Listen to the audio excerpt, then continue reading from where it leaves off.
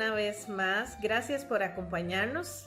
Les saludamos desde San José, Costa Rica, y sabemos que la vivencia que el doctor Moisés Mejía hoy compartirá con nosotros va a ser de mucho reto, de mucho aprendizaje y de una toma de decisiones muy activa en medio de nosotros. Estoy segura que va a ser una gran experiencia que el doctor Mejía nos va a compartir en el día de hoy. Así es que escuchémosla.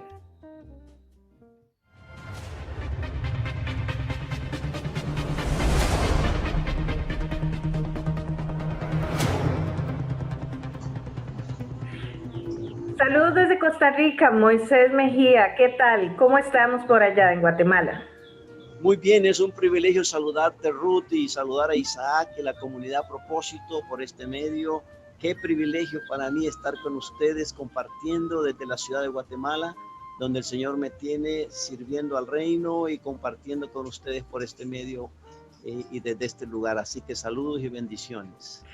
Igualmente, muchísimas gracias por todo tu esfuerzo para que hoy lo podamos llevar a cabo. Moisés, yo me voy a permitir presentarlo a quienes nos están viendo en este momento para que sepan su recorrido antes de que entremos ya a algunas de las preguntas que como vivencias siempre hacemos a nuestros invitados. El doctor Moisés Mejía cuenta con un profesorado en teología y una licenciatura en Ministerio Cristiano del Seminario Teológico Centroamericano CETECA, además de un doctorado en misionología del South Asia Institute of Advanced Christian Studies, realizados en Bangalore, India. En su experiencia ministerial, él ha sido líder de misiones en la Iglesia Bautista, específicamente en la Iglesia Bautista de Miramonte, director ejecutivo de la Cooperación Misionera Salvadoreña Comisal, también miembro de la Junta Directiva y director regional de Centroamérica con Cooperación Misionera Iberoamericana Comibán años atrás, profesor de misiones transculturales y ministerios pastorales, Seminario Teológico Centroamericano CETECA en Guatemala. Y Moisés Mejía ha estado involucrado en el movimiento misionero en América Latina por más de 40 años. Como docente ha enseñado en universidades, seminarios, institutos bíblicos y centros de capacitación misionera transcultural, principalmente en Centroamérica, México y Argentina. También ha sido miembro del equipo pastoral de iglesias en El Salvador y Guatemala. Actualmente es profesor de evangelismo, discipulado y misiones en el CETECA, asesora comités de misiones, centros y programas de capacitación y moviliza pastores, líderes, iglesias y candidatos al campo misionero. Una gran labor, Moisés. Han sido muchos años de recorrido que esperamos en Vivencias podamos resumir de una manera satisfactoria. Bienvenido a Vivencias.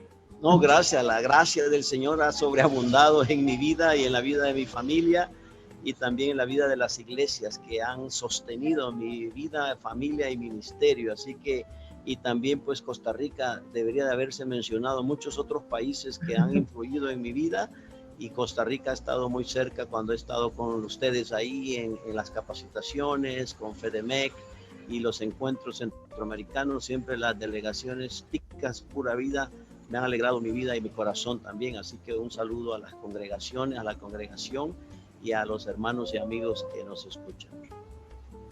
Así es. ¿Y qué te parece si empezamos porque nos comentes sobre tu nacimiento, el país de procedencia, el contexto familiar, si tienes hermanos y algo muy importante, porque yo creo que ante este gran recorrido que tienes es porque Moisés, hay algo característico en tu personalidad que yo creo que tal vez quieras comentarnos que te ha llevado a esas metas logradas. Bueno, nací en San Salvador. Mi nacimiento fue en el país del Salvador. Soy salvadoreño de nacimiento, ahora soy guatemalteco por residencia. Y luego, como ya mencionó Ruth, en mi peregrinaje, en mi itinerario, Mi tercera patria ya es India, porque viví 2 años en India y de ahí he vivido por todos los países donde he vivido y servido. Son 50 países en el mundo, pero todo comienza desde el vientre de mi madre, ¿verdad? Cuando mis padres me consagran al Señor. Yo recuerdo las fotos que hay de mi infancia y de mi adolescencia, donde fui consagrado. De hecho, mi segundo nombre es Humberto. Yo me llamo Moisés Humberto Mejía Rodríguez, así estoy en Facebook. Para los que ya me siguen o me van a seguir, ahí hay mucho de esta trayectoria que estoy registrando.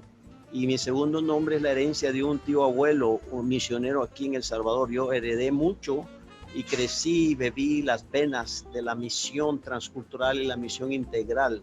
El Señor me predicó, me dio el privilegio desde mi juventud y adolescencia predicar el Evangelio en mi colegio, que fue mi primer campo misionero, por supuesto, y luego la universidad, en los movimientos universitarios.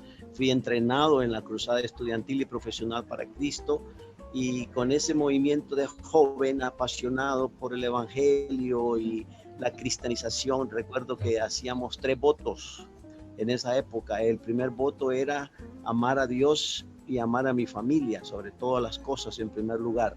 El segundo voto era amar la cristianización y la evangelización de nuestro país. Y el tercer voto era y es y sigue siendo la evangelización del mundo entero, todas las naciones. Y ese compromiso fue muy marcado desde mi juventud, cuando fui discipulado, entrenado y movilizado a ganar la nación entera. Yo recuerdo el evangelismo apasionado, y con mi esposa incluso este día estuvimos hablando y orando, ¿qué ha pasado con esta pasión de evangelizar toda la nación entera, de evangelizar todo el mundo entero y de amar a Dios y amar a nuestra familia en primer lugar sobre todas las cosas?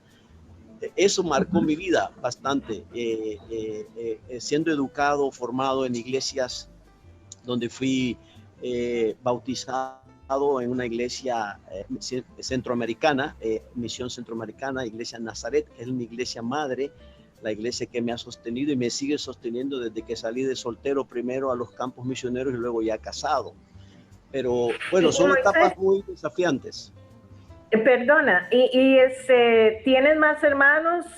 Sí, soy el mayor de 6 hermanos, yo tengo 60 años de edad. Crecí con mis padres que fueron diáconos. Luego mis padres, cuando yo tenía 15 años, se separaron. Yo viví un divorcio en mi adolescencia, que fue un impacto muy grande porque yo no sabía qué era la palabra divorcio, no la entendía a los 15 años porque crecí en una iglesia y con esa visión. Pero soy el mayor de los 6, de padre y madre somos 3. Yo soy el varón mayor y solo tenemos una hermana, Ruth. Ruth Eleonora es la hermana, así que Ruth, ese nombre viene a mi memoria. Es muy familiar. Ellos me han sostenido y me siguen sosteniendo, toda esta familia. Mi padre ya está en la presencia del Señor, murió hace 3 años de un cáncer parecido al de Luis Palau, que tiene ahora mismo en el pulmón Luis Palau, pero sí. Mi padre, el Señor decidió llevarlo y ha sido etapas. Y ahora que ya vivir en esta etapa, uno dice, la familia ha sido realmente un sostén. Mi madre está viva en San Salvador y ellos han sido unos grandes intercesores, íntimos amigos y inversionistas. También han sostenido y siguen sosteniendo mi ministerio y nuestra familia aquí en Guatemala. Excelente. Moisés, y en ese contexto en que te criaste y creciste, empezaste a dar los primeros pasos sirviendo, era un tiempo donde Centroamérica y en especial tu país atravesaba un contexto de revolución, de una influencia muy fuerte, marxista, leninista, hubo terremotos, en fin, una serie de cosas, ¿verdad? Sí. Coméntanos un poquito sobre eso. La etapa del colegio y la universidad que yo viví, yo estudié en un colegio bautista y en una universidad jesuita, la Universidad Católica de nuestro país. Era una universidad muy agresiva con el pensamiento marxista-leninista, y viví esos terremotos y viví esa guerra civil. Yo casi te estaría hablando como un verdadero izquierdista, revolucionario, marxista, y quizás estuviera soterrado ya. pero Dios tuvo misericordia porque cuando yo estudiaba en el colegio fui evangelizado integralmente, discipulado radicalmente al estilo de Jesús, y entendimos que Jesús es la prioridad sobre todas las cosas como dueño de la iglesia, y ese contexto me confrontó a irme al seminario o venirme, en este caso aquí a Guatemala, donde estoy. Yo terminé mis estudios universitarios y los marxistas leninistas desafiaron nuestra fe, confrontaron nuestra fe a una fe radical. Entonces fueron decisiones que marcaron mi vida, dedicarme al ministerio y venir al CETECA a estudiar en esa época, para estudiar mi profesorado, mi licenciatura y mi maestría. Y luego vino el doctorado, que fueron años después, 7 años después, todavía soltero, ¿verdad? Entrenándome, capacitándome, y salí a estos campos misioneros con los votos que te dije de mi juventud, evangelizar mi país, los 14 departamentos, pero también salir a evangelizar. Y fue cuando hice mi primer proyecto misionero en México. Exacto. Y Moisés, en ese contexto tan hostil que nos mencionas, sí, empezaste a servir en movimientos universitarios. ¿Cómo era ese movimiento universitario en El Salvador en ese momento, verdad? Sí, era Cruzada Estudiantil y Profesional para Cristo, CRU, y la sociedad, la IFES, que es la Fraternidad Internacional de Estudiantes Evangélicos. Evangélicos, sí, fueron los dos movimientos con los cuales trabajé como voluntario y fui director. Fundamos el movimiento en esta universidad católica romana, jesuita. Había oposición, no nos daban los permisos para evangelizar. Yo digo que esa generación de universitarios y jóvenes fue impactada con el evangelio, con estas campañas de estos movimientos, y teníamos una pasión porque el lema era: venga tu reino a la universidad, no solo venga tu reino a mi corazón, a mi familia, o venga tu reino a mi país, o venga tu reino a todas las naciones, sino venga tu reino a la universidad. Entonces, estudiando en la universidad, estudiando en estos centros, formamos un movimiento de discípulos que transformaban y transforman y siguen transformando la nación, porque ellos siguen en esa generación. Y de ahí salió un movimiento misionero también como parte de ese avivamiento en El Salvador, porque fue un avivamiento en los años 80. Estamos hablando del año 82. Yo me vine al seminario el año 1984 a estudiar 7 años de estudio. No quería estudiar tanto, al principio me negaba a eso. Yo decía, ¿por qué estudiar tanto? Pero ahora entiendo que la capacitación que Dios te da es una agenda escondida de Dios y te va formando y te lleva a donde Él quiere y como Él quiere. Sí. Así es trascendental. Quizás tu perspectiva del futuro no era esa, ¿verdad? Pero Dios se encargó de encauzar todo, ¿verdad? Los acontecimientos para que se cumpliera el propósito de Él. Esos años se oía mucho que las iglesias eran perseguidas, había muchas limitaciones, inclusive para compartir literatura cristiana y más aún trasladar literatura de un país a otro. Hay algunas anécdotas que en días anteriores me estabas comentando con relación a este punto, inclusive en Costa Rica tuviste alguna experiencia, ¿verdad? Que yo creo que vale la pena rescatar en este momento. Sí, yo creo que cuando uno recibe a Cristo como el Señor de su vida y el Salvador de su vida, y uno entiende que uno es discípulo de Jesucristo y que uno tiene que llevar la cruz de Cristo y pagar cualquier precio, esa convicción te hace llevar el evangelio a todos lugares, en todo tiempo y en toda circunstancia. Y yo fui invitado para estar con Alberto Pozo ahí en San José, Costa Rica, un joven soltero con pasión, y me voy en el avión, ¿verdad? Y resulta que no llevaba la visa, y Costa Rica en ese momento exigía visa, y los salvadoreños éramos vistos ahí como palestinos o como iraníes de la época, ¿verdad? Violentos. Entonces había que llevar la visa y había que entender eso, y entonces llego a migración y me meten en un cuartito, así que me sentí un poco preso porque no pude entrar a San José, Costa Rica. Después, por supuesto, la libertad en los cielos de Costa Rica es diferente, aunque ahora sé que hay mucho ateísmo y la agenda materialista y secular está muy adentro de Costa Rica, lo entiendo, y en muchos de nuestros países, pero en ese momento fue una experiencia muy especial porque sinceramente me sentí preso en la frontera y en el aeropuerto Santa María. No pude entrar, Alberto Pozo solo me saludó de lejos, y ya no pude asistir al evento. Después fui a Nicaragua en otra ocasión diferente de esa época, muy convulsionada, muy violenta, con mucha injusticia, con mucha pobreza, con mucha inmigración, muy parecida a muchos contextos del día de hoy, muy parecido. Y ahora en otros países musulmanes, hindúes, donde he estado, budistas en el mundo. Pero entrar Biblias a estos lugares algunas veces era difícil. Nicaragua era uno, pero el Señor hace la obra, y he viajado y he andado con muchas maletas y muchos libros y materiales cristocéntricos, y el Señor nos permite que entremos. Y esa vez en Managua la gente me preguntaba en el avión que para dónde iba, y era una época que ir a ese lugar era una locura. ¿Qué vas a ir a hacer allá? Como que ahorita me digan, ¿qué vas a ir a hacer al centro de la pandemia o al centro del huracán entre los Misquitos? ¿O qué vas a ir a hacer a la isla donde está el huracán nivel 5? Sí. Pero bueno, el llamado de Dios es claro, y cuando Él te llama o te cierra puertas, no tenés que decir no o sí, tienes que responder. Pero Dios ha sido fiel y provee, abre puertas, cierra puertas. Yo digo que un obrero del reino, un obrero misional, ve los milagros de Dios en varios lugares, y algunos de esos lugares son los bancos, las cuentas de bancos, los supermercados cuando va a comprar la comida. Ahí hay muchos milagros. Y otros lugares en los aeropuertos y en las embajadas, ¿verdad? Así es. Aquí hay oportunidad, aquí hay que llevar ayuda, aquí hay que llevar víveres, ropa, medicina, aquí hay un enfermo, aquí está un contagiado, algo tenemos que hacer. Es cierto, yo soy testigo de eso.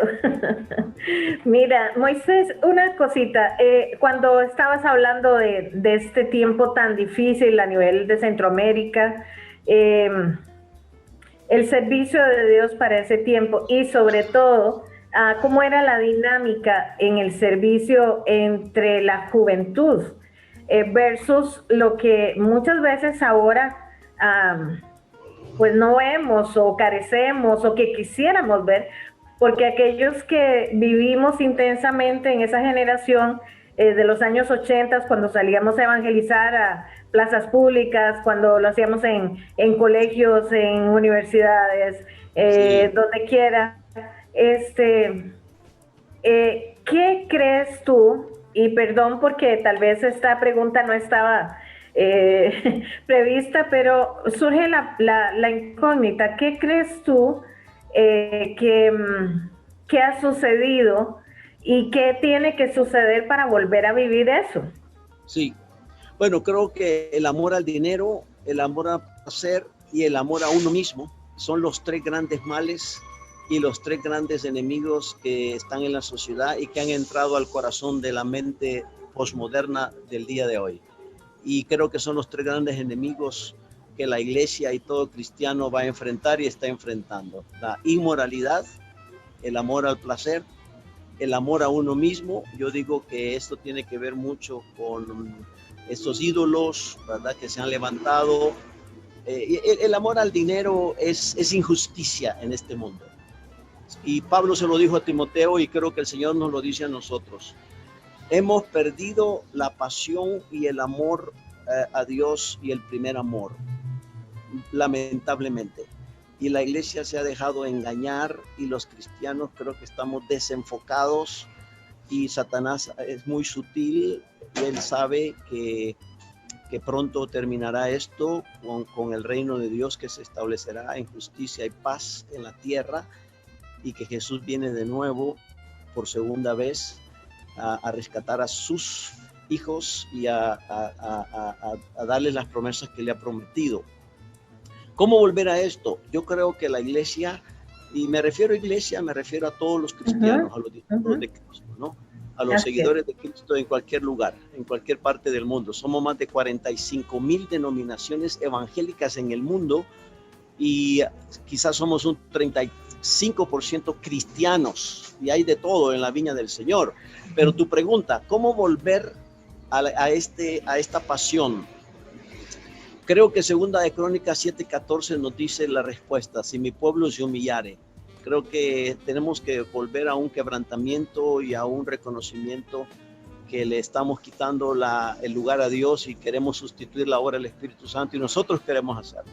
Somos muy triunfalistas y muy poco tolerantes y no expresamos el amor al prójimo, el amor al enemigo, y hemos olvidado el mandato de amar a Dios sobre todas las cosas y a nuestro prójimo, comenzando donde estamos, y también la orden del Señor de ser y hacer discípulos. Mateo 28, y de ser luz y ser sal. La luz resplandece porque es luz donde está.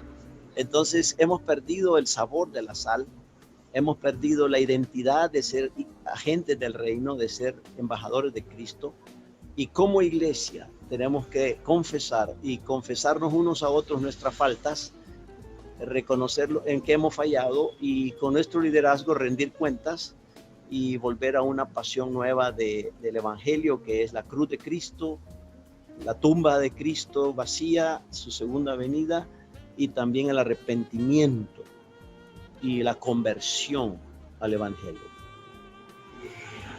Así es, totalmente de acuerdo.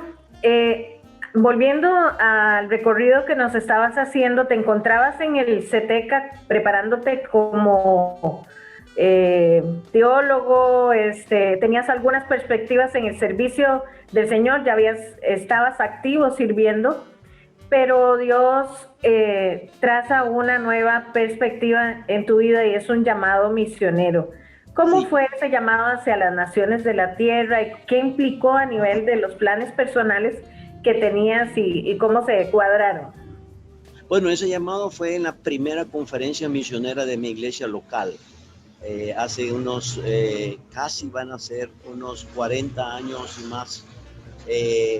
Esta iglesia, Nazaret Misión Centroamericano, nació con un ADN de ser una iglesia misionera, pero no solo misionera, sino misional en el sentido de que evangeliza su Jerusalén, su Judea, su Samaria y simultáneamente hasta lo último de la tierra.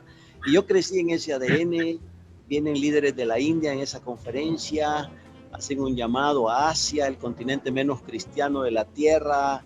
Yo, un jovencito que estaba pastoreando jóvenes, un joven universitario, me levanto, me pongo de pie, cuando oigo el llamado oral que dicen, ¿quién quiere ser misionero a la India? ¿Quién quiere venir a servir a este círculo asiático, donde está la mitad de la población del mundo, los menos alcanzados? Y bueno, imagínate, Ruth, imagínense, hermanos y amigos, me pongo de pie en la conferencia y digo, Señor, yo quiero ir de misionero. 10 años después llegué a la India, 10 años.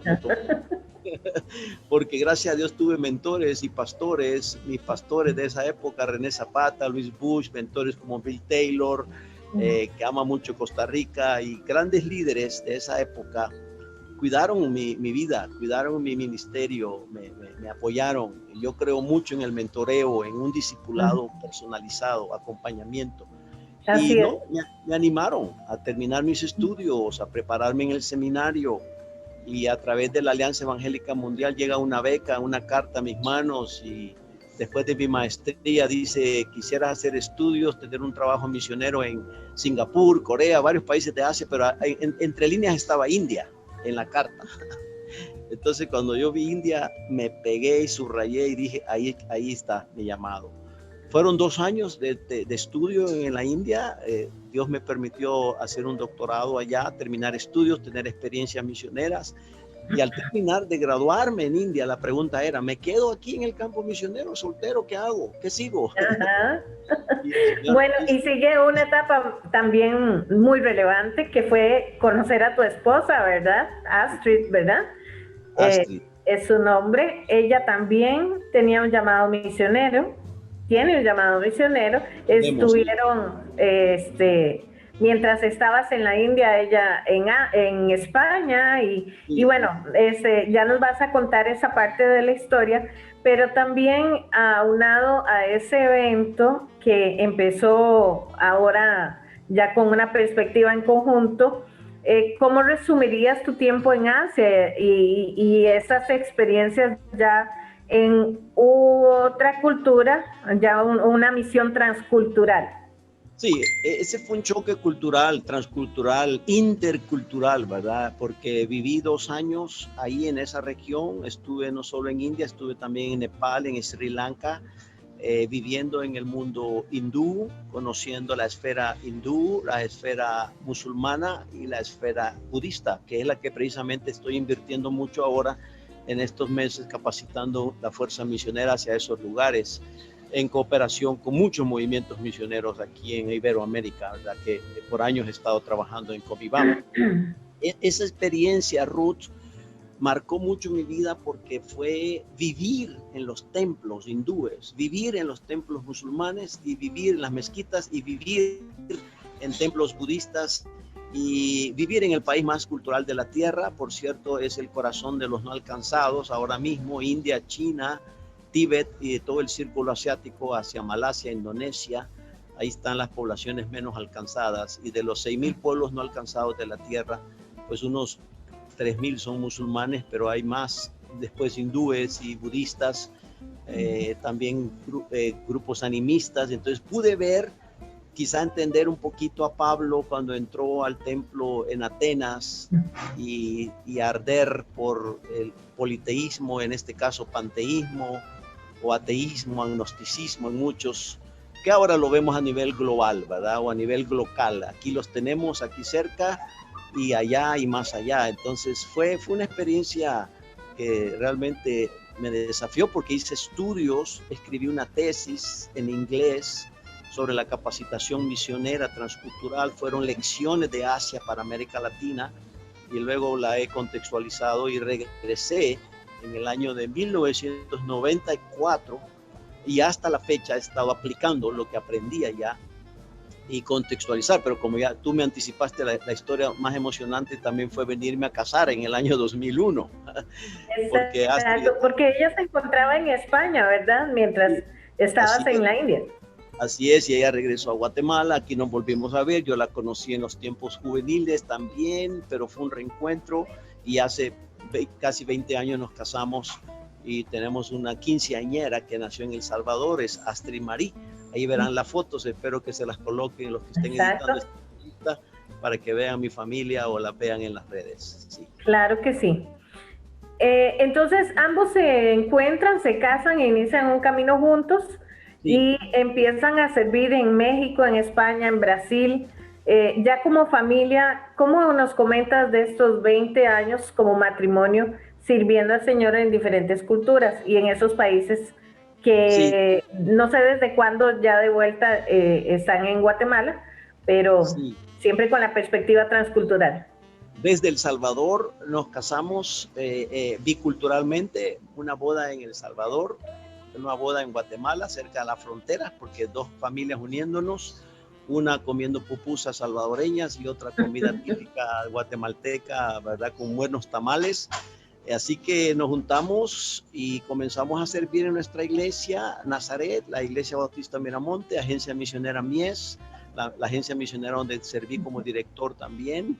Y luego el Señor nos llama a Comisal, Cooperación Misionera Salvadoreña, a trabajar fuertemente, mientras Astrid había servido como asistente ejecutiva de Comibam, de varios presidentes y líderes, estuvo sirviendo, pero ya casados, estamos en San Salvador, sirviendo a la iglesia y conectados con los movimientos, ¿verdad? Entonces, de repente, una noche el Señor usa una llamada telefónica, estando sirviendo en El Salvador, a las iglesias, al movimiento desde ahí, desde El Salvador y Centroamérica. Y el rector del seminario en ese momento, el doctor Jim Adams, me invita a CETECA a venir a trabajar a Guatemala. Entonces ya se imaginan cómo se sentía mi esposa, ¿verdad? Con la invitación. No nos íbamos a China, India o a España, sino que nos veníamos a Guatemala. Y mi hija, entonces, habiendo nacido a sus 3 añitos, nos movemos y radicado ya en Guatemala, de donde estamos sirviendo, en el tema académico y en el tema de movilización y capacitación actualmente, ¿no? Pero quiero contar una anécdota de mi gran amigo Eduardo Mena, allá en Costa Rica. Ahí estábamos con Astrid en nuestro tiempo de noviazgo, y Eduardo Mena y Ruth Altamirano de Mena nos invitan a una cena. ¡Wow! Esa fue una cena que la recuerdo muy bien porque era un tiempo con Astrid de afirmar nuestro compromiso, que ha sido un desafío, ¿verdad? Es un desafío, la familia es un milagro, el estar juntos, vemos la mano de Dios, pero Costa Rica influyó mucho en nuestros grandes amigos costarricenses y toda la gente que pasaría mucho tiempo mencionando, mis colegas y compañeros Pura Vida, nos alimentaron ese noviazgo y ahora me han invitado en línea. He estado con Randy Sperger y FEDEMEC y otros movimientos costarricenses, y qué bueno pues es saludar ahora por este medio y conocer a la iglesia Comunidad Propósito, que me inquieta este nombre y me desafía lo que ustedes están haciendo, y colegas y amigos que están escuchándome y que nos conocemos por años también. Así es, y es que has mencionado varias veces la palabra capacitación y misiones transculturales, y es que es muy importante, y esto me parece muy oportuno mencionar, que lo vital que es capacitarse antes de salir a hacer una misión transcultural, aunque el proceso sea largo, bueno, de Dios son los tiempos, ¿verdad? Y Él sabe qué tan largo debe ser en cada uno. Pero sí hay disciplinas básicas en nuestra vida cristiana que deben de estar fuertemente asentadas mano a mano con esa capacitación que mencionaste. Y también la capacitación, digamos, en aspectos, dicen los psicólogos, aspectos blandos, ¿verdad? Esas capacidades para relacionarnos, trabajar en equipo, etcétera. ¿Qué nos mencionas de ese proceso previo antes de realizar un servicio transcultural? Creo que dos disciplinas, Ruth, que has mencionado importantes en la preparación de un obrero es la intimidad con Dios y la integridad.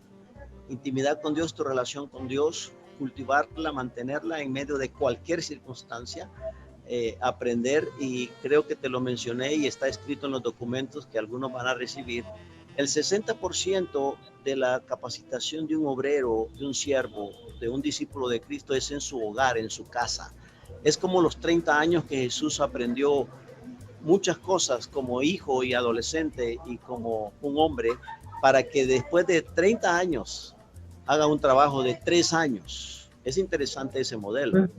Prepararse tanto prepararse para servir 3 años, para servir 10 años en un ministerio y lograr una multiplicación de discípulos que transformen la sociedad entera. ¿Es posible? Sí, porque es una capacitación integral, espíritu, alma y cuerpo. Y creo que esa intimidad con Dios solo se aprende en tu vida diaria, en tu vida personal, y lo aprendes en casa, lo aprendes en la iglesia. Ustedes y yo tenemos que ver nuestra iglesia, nuestra congregación como un centro de formación y de transformación de líderes que transforman su contexto. Si no, no hay evangelio y no hay conversión. Así es, y es que aún cumpliendo la misión donde quiera, en nuestra Jerusalén, en Judea, en Samaria y hasta lo último de la tierra, estas disciplinas cristianas son básicas, ¿verdad? Como lo mencionabas, los valores del reino, el rendir cuentas, el tener el evangelismo como un estilo de vida, ¿verdad? Estos aspectos tan importantes, porque más allá de nuestras creencias y liturgias que no es precisamente lo que vamos a llevar a otros lugares ni lo que otras personas están esperando, necesitamos transmitir un evangelio, una acción, una vivencia personal, ¿verdad? Sí, que es tu vida, ¿verdad? Es tu testimonio, es tu persona, lo que eres, lo que haces. Te ven los vecinos, te ven los amigos, te ven los parientes, o viajas y te mueves a otro lugar, o radicas, o tu negocio, tu empresa. Es un evangelio integral, ¿verdad? Que abarca todas las áreas de la vida. Sí. Y sobre el trabajo en equipo, ¿cómo ves? ¿Qué tan importante es prepararnos en estos aspectos? Bueno, Jesús entrenó a 3 primero, a 12, luego llegó con 70, 120, Pedro, como resultado del trabajo en equipo ideal de Jesús, ya me imagino a Jesús trabajando en equipo con esos tres, con Pedro, Jacobo y Juan para comenzar. Extrovertidos, introvertidos, hiperactivos, hombres de negocio, empresarios, uno amando el dinero más que otra cosa, ¿verdad? Una lucha y una batalla que se vive. Creo que te conté, Ruth, la historia de que aprendí a trabajar en equipo, jugando en mi equipo de básquet en el colegio. Exacto. Eso fue un entrenamiento diario. Nuestro entrenador, un salesiano, con un gran cigarro, nos esperaba a las 2 de la tarde, había sido campeón nacional y nos decía, aquí los quiero y los voy a hacer campeones, pero los quiero todos los días, llueve, truene o relampaguee. No sé si pueden entender ese dicho ahí en Costa Rica. Sí, sí, lo usamos. Todos los días, entrenar. Eso fue difícil para mí. Sí. Fue disciplina, fue aprender, fue negarme a muchas cosas. Y luego ver a mis compañeros tan diferentes. Yo me imagino a Jesús, a Pablo con sus 11 equipos apostólicos trabajando, Aquila, Priscila, Silas, Bernabé. ¡Oh! ¡Qué diferencias! ¡Qué cambios! Es un milagro cuando dos se ponen de acuerdo en una sola cosa. Así es. Amós 3:3 dice, ¿andarán dos si se pusieren de acuerdo? No. Andarán dos si se ponen de acuerdo.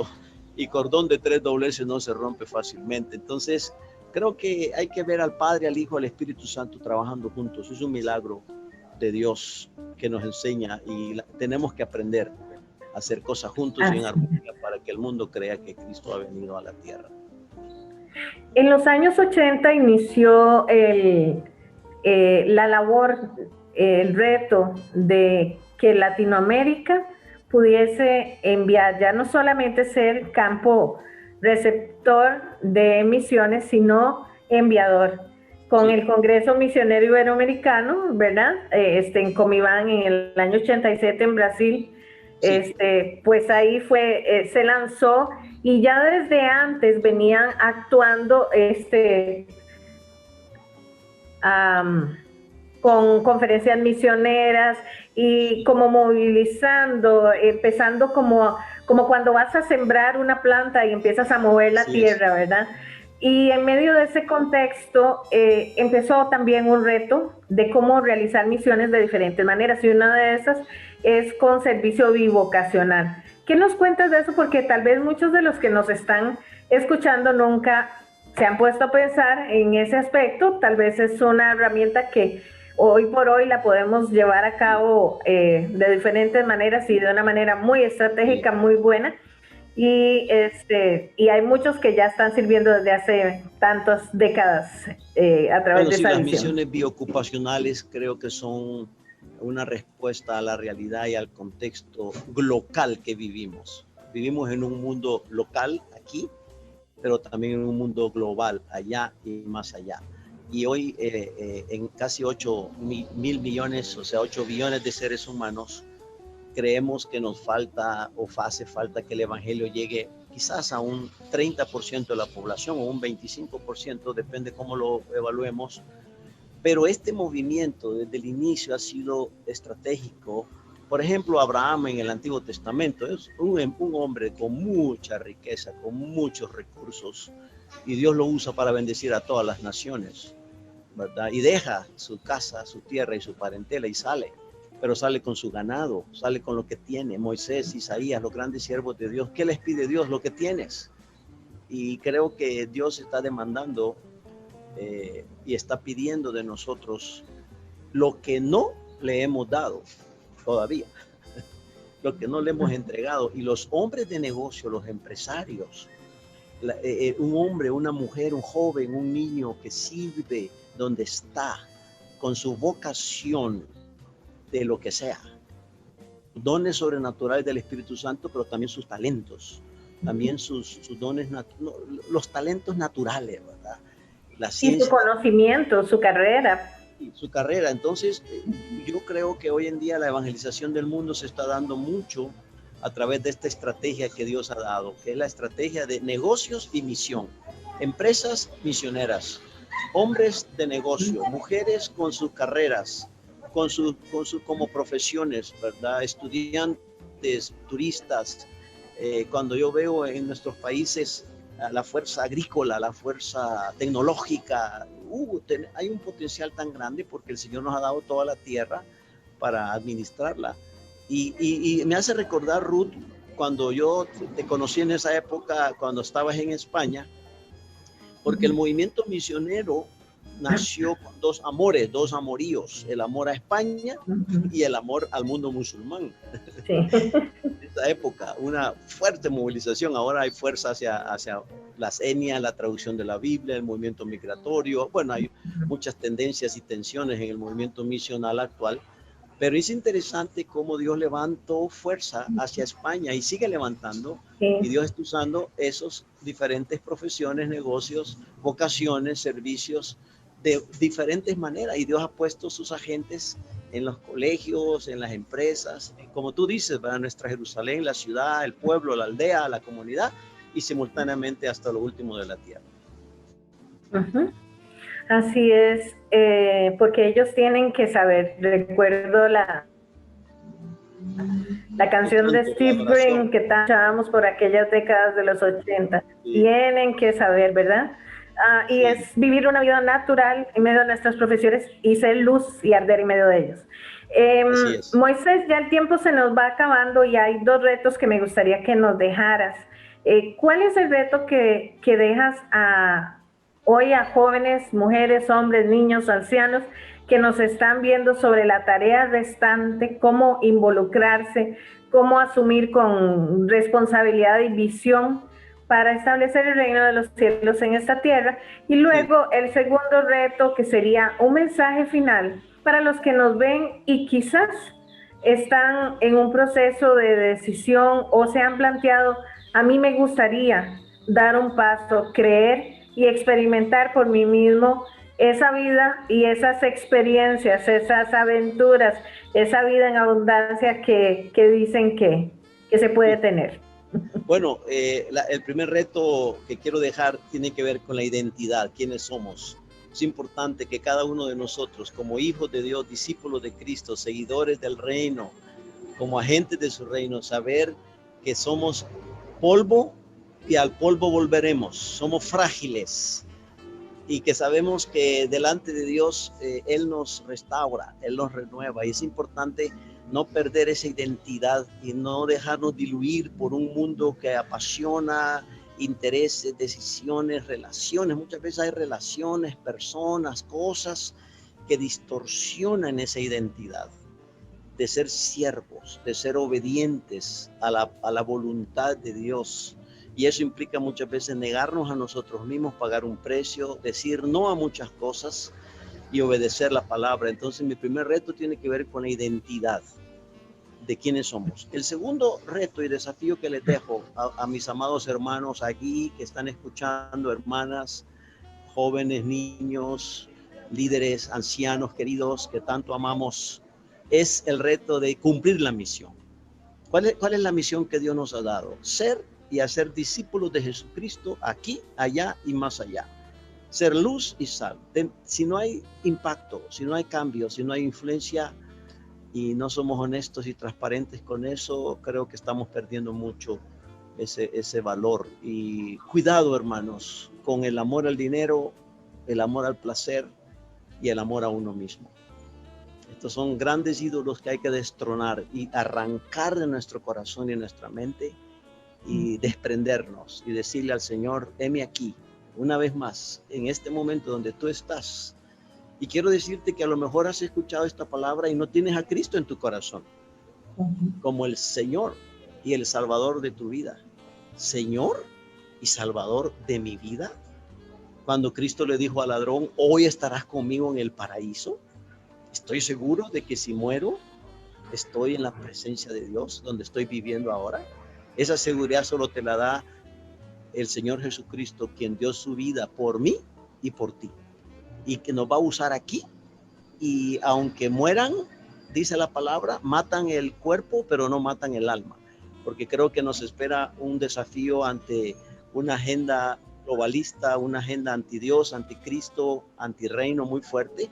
ante los valores del reino, de la escritura, pero tenemos que estar firmes ante esos acosos, persecución y martirio, y estar dispuestos a pagar el precio y decir, Señor, aquí estoy, soy tu hijo, y cualquier precio lo voy a pagar. Así que debes tomar decisiones en estos momentos, decisiones cruciales de saber dónde estás, para dónde vas, en el nombre del Señor. Así es. Muchísimas gracias, Moisés, por este tiempo que nos has dado en vivencias.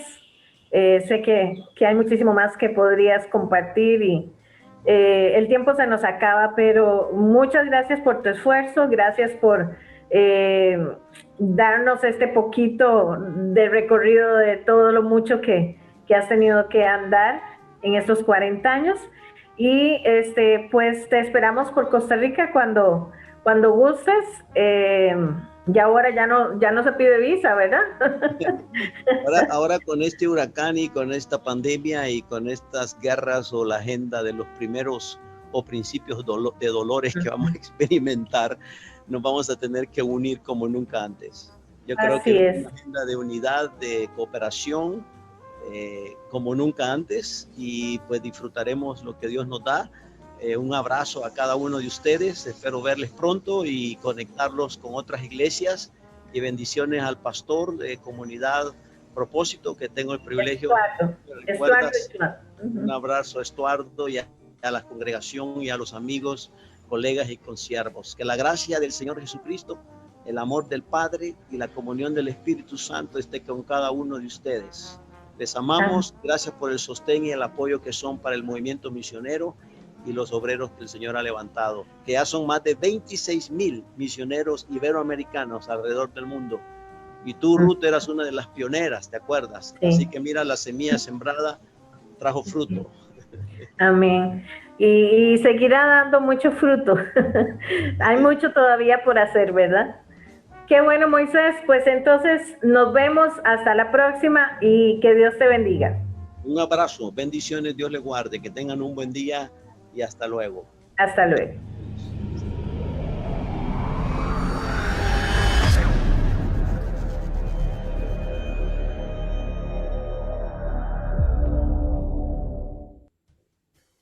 Muchos de nuestros países centroamericanos, cuando celebramos el Día de la Independencia, nos pasamos la antorcha. Corremos millas y millas alrededor o atravesando Centroamérica. En cada uno de esos países corren jóvenes que se pasan la antorcha de unos a otros. Y esta manera simbólica de traspasar retos, de seguir adelante en una comisión, de llegar a una meta con una antorcha en la mano, es lo que Moisés Mejía en esta oportunidad nos ha compartido. Quizás eres de los que estás corriendo la carrera y ya muy pronto te toca coger la antorcha en tu mano. Habemos muchos que ya hemos corrido con la antorcha algún trecho. Quizás nos vuelva a tocar de nuevo un relevo. Quizás te toque a ti por primera vez. ¿Estarías dispuesto? ¿Te encuentras corriendo la carrera? Esa es la pregunta más importante y la respuesta que esperamos que tú tengas para Dios. Así es que después de este reto, sin más, solamente los dejamos reflexionando sobre esto y les decimos, no se pierdan otras vivencias porque vienen muchos más retos por delante y experiencias que nos están esperando. Así es que, hasta la próxima.